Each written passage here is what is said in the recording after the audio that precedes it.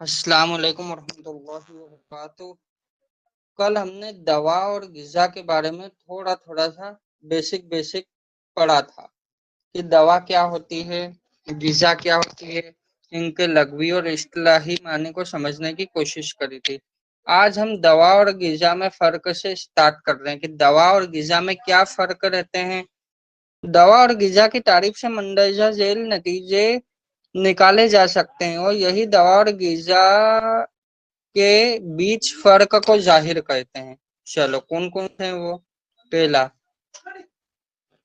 दवा अंदरूनी और बैरूनी दोनों तरह से इस्तेमाल की जा सकती है, लेकिन ग़िज़ा अंदरूनी तौर से इस्तेमाल की जाती है। ये बात हम सबको मालूम है कि दवा और ग़िज़ा में पहला फर्क क्या रहेगा। दवा अंदरूनी और बैरूनी तौर पर इस्तेमाल की जा सकती है, लेकिन जो ग़िज़ा रहती है वो अंदरूनी तौर पर इस्तेमाल की जाती है। कैसे कि दवा का अपन लोकल एप्लीकेशन भी कर सकते हैं, जैसे जिमात करते हैं, दलक करते हैं, तो मालिश करते हैं, लोकल एप्लीकेशन भी कर सकते हैं। लेकिन ग़िज़ा का अपन लोकल एप्लीकेशन नहीं कर सकते, ग़िज़ा को अपने को खाना ही पड़ेगी। तो जो दवा रहेगी वो बाहरी तौर पर भी इस्तेमाल की जा सकती है, बैरूनी तौर पर और अंदरूनी तौर पर भी इस्तेमाल की जा सकती है, लेकिन जो ग़िज़ा है वो अंदरूनी तौर पर ही इस्तेमाल की जाएगी। दूसरा डिफरेंस क्या है, तो दूसरा फर्क क्या है।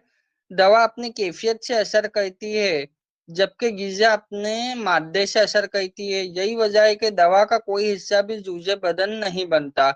ग़िज़ा चूंकि मादे से असर करती है, लिहाजा ग़िज़ा में मौजूद जिस्म से मुशाबे मादे जिस्म का जूज़ बन जाते हैं। चलो ये बात भी क्लियर हो गई कि दवा अपनी कैफियत से असर करती है और ग़िज़ा अपने मादे से असर करती है। ये बात मैंने कल भी समझाई थी।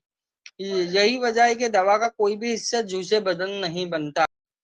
ये बात हमने दवा और ग़िज़ा की तारीफ में भी समझी थी कि जो चीज जूज़े बदन बन जाती है वो ग़िज़ा कहलाती है, और जो चीज जूज़े बदन नहीं बनेगी वो दवा कहलाएगी। यही बात इसमें भी समझाई गई है सेकंड पॉइंट में।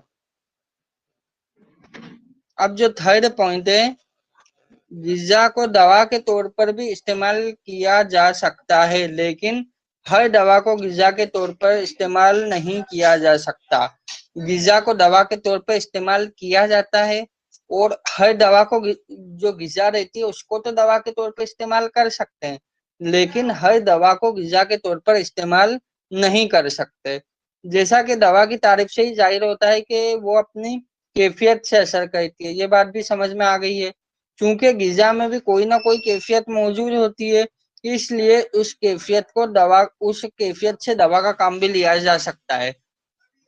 तो दवा में भी ग़िज़ा में भी कोई ना कोई कैफियत तो रहेगी, तो उस कैफियत के नतीजे में अपन ग़िज़ा को दवा के तौर पर इस्तेमाल कर सकते हैं। यही बात इसमें बताई है।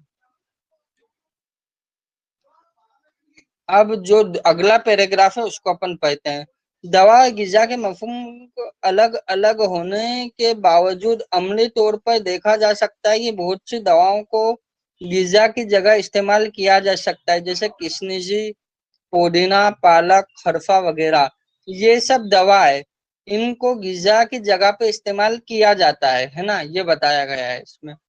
इनमें मौजूद मादा ग़िज़ा का काम करता है और कैफियत दवा का काम करती है। जो मादा है उसमें वो ग़िज़ा का काम करता है, मादा मेटर, और कैफियत कहते हैं उसके नेचर को, उसके बिहेवियर को। तो जो उसका मादा है, जो उसका मेटर है, वो ग़िज़ा के तौर पर काम आता है, और जो उसकी कैफियत है वो दवा के तौर पर काम करती है। ये बात बताई गई है इसमें।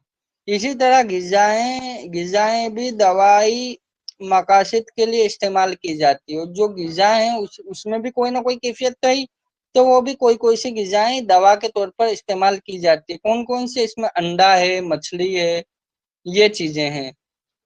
अलगर्ज बहुत सी चीजों को दवा और ग़िज़ा दोनों के मकासद के लिए इस्तेमाल किया जा सकता है। कुछ चीजें ऐसी रहती है जिनको दवा के तौर पर भी इस्तेमाल किया जा सकता है, ग़िज़ा के तौर पर भी इस्तेमाल किया जा सकता है। फर्क सिर्फ मौके और गर्ज इस्तेमाल का है। मतलब फर्क क्या है कि मौके मौका क्या है और गर्ज इस्तेमाल। अपन उसका इस्तेमाल की गरज क्या है, अपन उसका इस्तेमाल क्यों कर रहे हैं, इस चीज पर अपन उसको देखेंगे कि कौन सी चीज दवा के तौर पर इस्तेमाल कब होगी और कौन सी चीज गिजा के तौर पर इस्तेमाल कब होगी। फर्क सिर्फ मौके और गर्ज इस्तेमाल का, इसीलिए एक चीज एक वक्त पर गिजा के लिए इस्तेमाल की जाएगी, दूसरे वक्त पर दवा के लिए इस्तेमाल की जाएगी, और तीसरे वक्त पर गिजा और दवा दोनों के लिए इस्तेमाल की जाती है। ये बात बताई गई है। चुनाचे ऐसी चीजें जो दोनों मकासद के लिए इस्तेमाल की जाती है, दवाएं गिजाई या गिजाए दवाई कहलाती है। देखो, अब इसमें दो चीजें, एक दवाएं गिजाई होती है, गिजाए दवाई होती है। तो अब इन चीजों को हमको समझना है।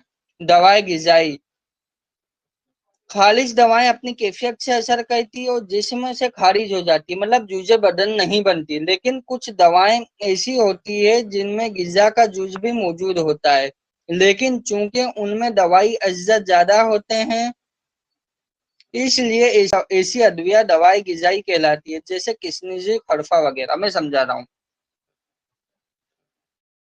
देखो, अब दवाएं गिजाई में पहले लिखा है दवा, तो हमको डेफिनेशन स्टार्ट करना है कि कुछ दवाएं ऐसी होती है जिनमें जुजे बदन बनने के भी मादा मौजूद रहता है ना, गिजा के अज्जा भी मौजूद रहते हैं। तो जब दवाई गिजाई की बात करेंगे तो अपन दवा दवा के बारे में बात करेंगे।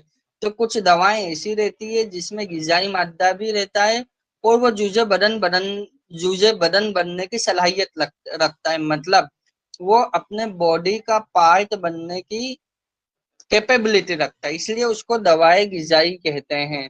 और गिजाए दवाई में क्या रहेगा, इसमें एक चीज और है,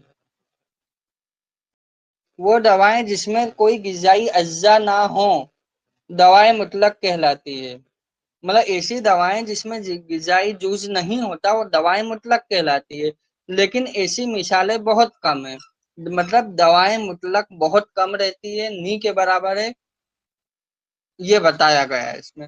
गिजाए दवाई किसको कहेंगे, अब गिजाए दवाई में पहले गिजा लिखा हुआ है, तो ऐसी चीजें जो गिजा के तौर पर इस्तेमाल की जाती है लेकिन उनमें दवाई अज्जा भी मौजूद होते हैं, अलबत्ता गिजाई अज्जा ज्यादा होते हैं, उन्हें गिजाई दवाई कहा जाता है। जैसे अंडा, मछली वगैरह। वो गिजा जिसमें कोई दवाई जूझ ना हो वो गिजाए मुतलक कहलाती है, लेकिन गिजाए मुतलक गिजाए मुतलक का वजूद शायद नहीं है। इसमें ये बताया गया है कि ऐसी चीजें जो गिजा के तौर पर इस्तेमाल की जाती है लेकिन उनमें कुछ दवाई अज्जा भी मौजूद रहते हैं, वो गिजाए दवाई कहलाती है। जो इसमें इसके एग्जाम्पल क्या आते हैं, अंडा है, मछली है, ये है। और वो गिजाएं जिसमें कोई दवाई अज्जा ना हो वो गिजाए मुतलक है। वो गिजा जिसमें कोई भी दवाई अज्जा ना हो वो गिजाए मुतलक है। बाकी ऐसा होता नहीं है, दवा गिजा में कोई ना कोई दवाई अज्जा तो मौजूद रहते ही हैं। तो ये बात बताई गई है। अब एक चीज है जुल खासा। जुल खासा का मतलब ये है ऐसी चीजें जो अपनी सूरत नुइया से नामालूम तौर पर असर अंदाज होती है, जुल खासा कहलाती है।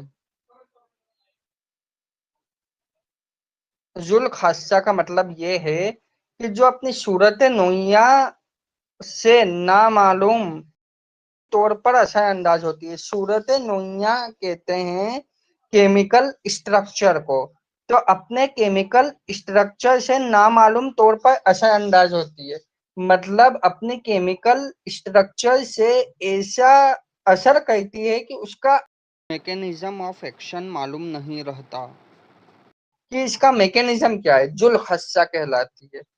तो ये तीन चीजें अपनों को यहाँ पर समझना है, दवा किसको कहते हैं, गिजा किसको कहते हैं, जुल खस्सा किसको कहते हैं। अब दवा का और गिजा का अपनों ने कल समझा कि दवा किसे कहा जाता है, गिजा किसे कहा जाता है। दवा किसे कहते हैं, गिजा किसे किसे कहते हैं, ये कल हमने समझ लिया था। آج ہم نے دوا اور غذا کے بیچ میں جو فرق رہتے ہیں، ڈفرینسز رہتے ہیں، اس کو بھی سمجھا۔ اب وہ ذوالخصہ کیا ہوتا ہے اس کو بھی سمجھا۔ ذوالخصہ اس چیز کو کہتے ہیں جو اپنی صورت نوعیہ، مطلب اپنے کیمیکل اسٹرکچر سے نامعلوم طور پر اثر انداز ہوتی ہے۔ نامعلوم طور پر اثر انداز ہوتی ہے مطلب جس کا میکینزم آف ایکشن نہیں معلوم رہتا اپنوں کو، وہ ذوالخصہ کہلاتی ہے۔ تو یہ تھا غذا، دوا اور ذوالخصہ۔ اب اپنوں نے اس میں دوائے غذائی اور غذائے دوائی کے بارے میں بھی پڑھا۔ دوائے غذائی ایسی دواؤں کو کہتے ہیں جس میں غذائی اجزاء موجود رہتے ہیں، اور غذائے دوائی ایسی غذاؤں کو کہتے ہیں جس میں دوائی اجزاء موجود رہتے ہیں۔ تو یہ تھی آج کی بات کہ دوا کس کو کہتے ہیں، غذا کس کو کہتے ہیں، اور ذوالخصہ کس کو کہتے ہیں۔ تو دوا، غذا اور ذوالخصہ کا جو لیکچر آج کمپلیٹ ہو گیا۔ دوا بھی سمجھ لی ہم نے، دوا کس کو کہتے ہیں، غذا بھی سمجھی، غذا کس کو کہتے ہیں، دوا اور غذا کے بیچ میں فرق بھی سمجھا، دوائے غذائی کس کو کہتے ہیں، غذائے دوائی کس کو کہتے ہیں یہ بھی سمجھا، اور ذوالخصہ کس کو کہتے ہیں یہ بھی سمجھا۔ تو یہاں پر آج کی کلاس کمپلیٹ ہوتی ہے۔ جزاک اللہ خیرن۔ السلام علیکم ورحمۃ اللہ وبرکاتہ۔